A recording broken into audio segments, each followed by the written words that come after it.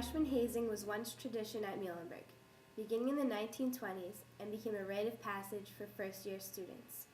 The correct terminology for this hazing was known as freshman regulations, which were put in place by the Freshman Tribunal. This tribunal was a collective group of upperclassmen who were in charge of the regulations process. Freshmen were required to meet with the tribunal every Monday, males and females separately. It was the tribunal's responsibility to integrate freshmen into college life, while at the same time creating class unity and school spirit by learning college traditions. It was also the tribunal's responsibility to establish rules on the basis of hazing.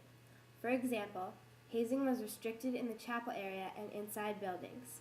Upperclassmen were warned to keep hazing to a minimum in between classes and after dinner in the common areas, yet they had the tendency to not always abide by these restrictions.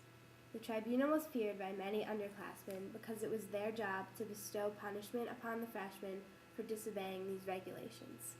The primary regulation put on freshmen required them to know all information within the Muhlenberg Handbook, more commonly known as the M-Book. Students were tested on this information whenever they met with the tribunal and were expected to respond on cue when they were asked by upperclassmen. Many times they were often lined up on academic row and tested on their knowledge. Other requirements included wearing a dink, which they were required to tip whenever they passed General Pete. Also, they were required to wear an identification button with their name and hometown on it at all times. There was more to regulations, however, than just memorizing information, and much of this came in the form of public humiliation. It was tradition that all freshmen were required to attend the first football game in their pajamas. Many students were singled out and had to wear various signs around campus inscribed with embarrassing statements.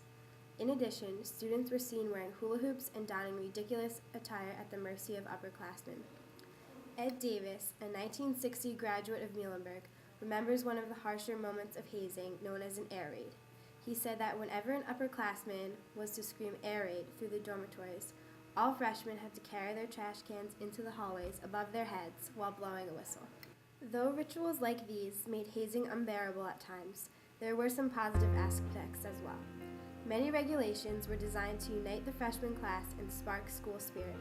A series of competitions known as the Frosh Soft Games provided the freshmen with a chance to end their hazing early. In a series of games such as volleyball, flag football, and tug-of-war, the freshmen and sophomores battled, the freshmen with hopes of victory that would land them closer to burying the tribunal. Although hazing was a long and harsh process, at its end, students could look back on these weeks, which many thought so terrible, and realize that it wasn't so bad after all.